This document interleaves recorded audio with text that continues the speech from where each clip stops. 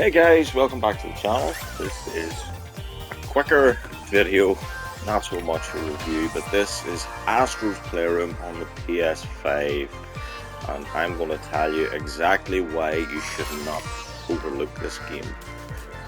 First things first, it's free. It comes built in with the base console. It was actually the first game I played. I played it before Demon's Souls, Godfall and Spider-Man. And I got so much enjoyment out of it. Finished it in about 4 hours maybe. Got the platinum trophy and everything. It's basically it's like a love letter to PlayStation fans basically. You'll see once I jump into some of the gameplay, it is full of Easter eggs. But the first thing that happens when you boot up the game is basically it starts off with this controller demo just to show you the features of the DualSense controller. The haptic feedback, adaptive triggers, and it's hard to really explain this to someone that hasn't had the DualSense, but this was pretty awesome, the way they done this at the start. So at the moment the controller, you can feel it with all the sounds and everything that's going on the screen. The controller is rumbling and vibrating away in different parts. And the best thing about it, I think, is the adaptive triggers. So there's such tension in it when you go to press it.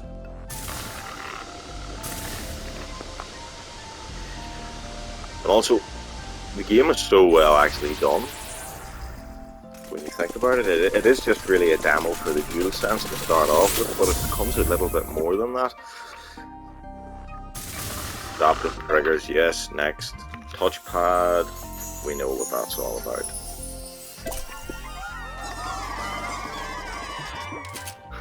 I actually love that. You can feel the way Astro dudes jumping into the controller. You can check them about. And possibly the most gimmicky thing is blowing into the microphone to make it rumble. But anyway. So what is the actual game? Right, so the actual game, I'm not going to start a new game, I'm just going to jump in. The actual game, it's like it's a platformer for anyone that's ever played Astro before. You kind of know what it is, but you basically have your hub world. It's awesome. There's so many little things you can do as well, you know. So the first thing, one of the things you do, you collect coins and stuff to purchase artifacts, basically in like a slot machine. But you have, I think it's 4 worlds. Let me just check. Yeah, we have 4 worlds, basically, and they're full of PlayStation artifacts and jigsaw puzzle pieces. And it all goes back to the original PlayStation days. So you have the PS1, PS2, 3 and 4, you have all of those worlds basically. I'm going to just jump into one as well. Let's see. I suppose it doesn't really matter where I go, guys. I'll jump into one.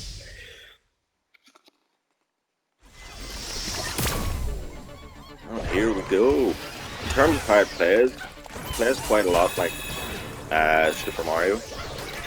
So if you've played Super Mario, which I'm sure you have, you will notice straight away it plays like that. So you'll see little Astros everywhere that are reenacted moments from game series past. So you have the likes of Horizon Zero Dawn, there was a Silent Hill one, so there was a Pyramid Head, and this one is quite obviously Devil May Cry. Absolutely tons of them, and you see literally everything in the game is, you have PlayStation Move controllers, you have consoles, characters everywhere. I just died. You're not supposed to die, Matthew. You suck.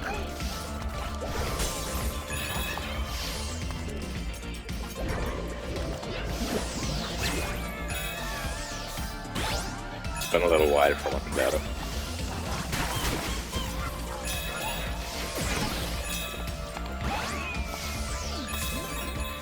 yeah, I'm kind of just flying through to give you the gist of it. See, a lot of people will overlook this.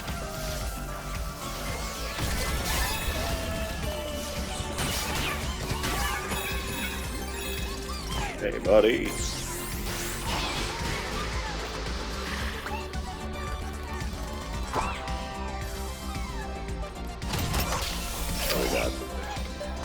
You got a gun.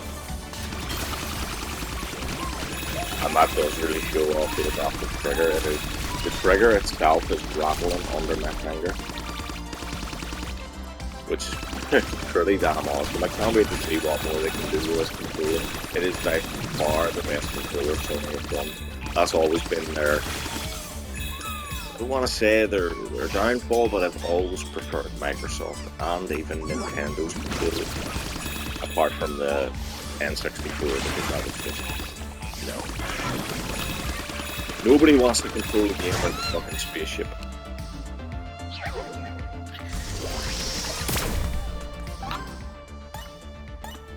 I'm not going to go into the PlayStation Labo because that is where all of your unlocks are. It's like a trophy room sort of thing where you have all your consoles and all of the artifacts that you've unlocked. Easter eggs basically everywhere in it. Trust me, play it. It is completely free, guys. You have little mini games as well in the levels where I'll just jump in and show you instead of having to describe them, where it shows off, you know, the features. So this one here is going to be the touch controls. My least favorite sort of mini game, I guess. A little touchscreen on there, you know. The pad isn't the most useful. But yeah, for example, in this you're using the touchpad just to control the ball. You have one where you're in a rocket ship, and that's obviously the adaptive triggers. You have another one where you're like in a monkey suit having to swing and climb, which was quite fun. And another one where you're like spring loaded and you can't walk or anything, you have to like jump sideways. And it's all done through the adaptive triggers, so it's really just to give you an idea of what this controller can do, and to be quite honest, it is awesome. All of course down to what the developers want to do with it within their games. For example, in Godfall, there wasn't really much there with the adaptive triggers or anything that I could feel anyway, apart from your heavy attacks. That was pretty much the only thing.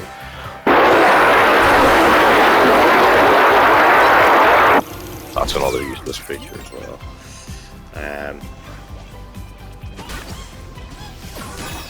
They work well in Spider-Man as well, adaptive triggers when you're swinging.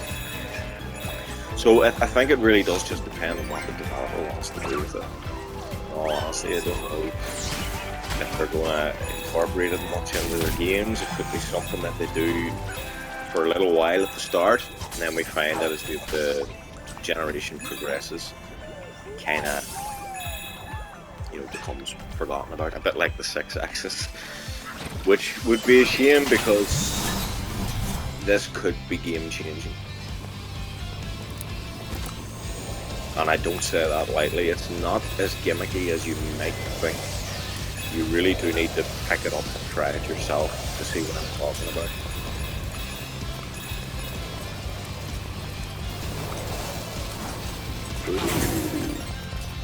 Why did I pick this level? And this is just me flying through, guys, so along your way, remember, I have unlocked everything. Along your way here, you're completing little tasks, you know, to unlock the artifacts and everything, so it's not just a simple, oh, you just run through and you beat guys up. There is more to it on your initial play. And I really wanted to show it off because I did the quick sort of review and look through with Godfall. And to be quite honest, I didn't want people to get a bad impression of the next console generation, because Godfall isn't really a great example of it. because the game just wasn't that good. This is just showing you really what they can do, and this is just a simple platformer. There's not much to it. Spider-Man's great, and Demon Souls is fucking incredible. It's hard. Hey man. Lift me up.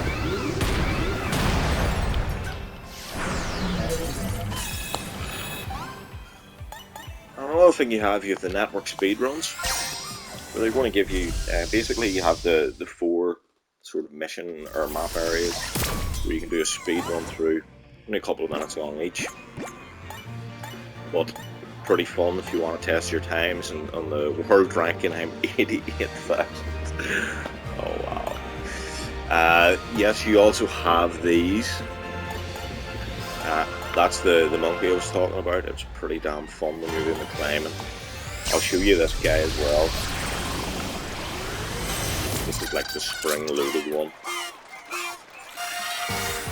And really, depending on how much you pull the trigger, and obviously the further you're going to go, you also control the way that you're going, the direction that you're aiming by touching your controller. Pretty handy as well. But pretty dang fun. Who'd have thought that a free sort of tack demo would have been more enjoyable than a full factor time game? Really thoughtful. But it is.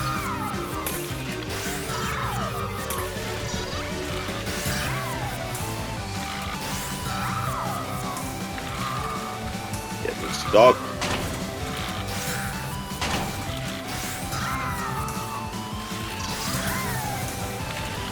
Also, I think it's worth mentioning the graphics in this as well.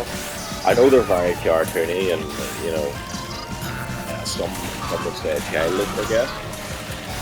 But I think the game looks absolutely beautiful. It really does.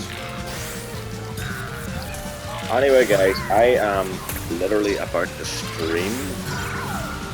This might be up before my stream starts, I don't know. Maybe.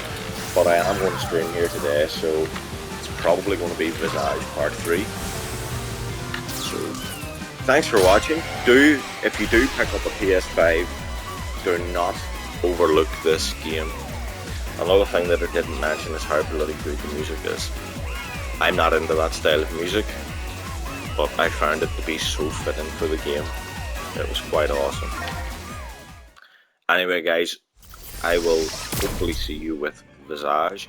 Once again, if you do have any games you want me to check out on PlayStation 5, please do drop me a comment. Even if there's an old generation game that maybe you want me to play through on the channel, let me know and I will get on it. Alright, I'll see you on the next one. Thanks for watching.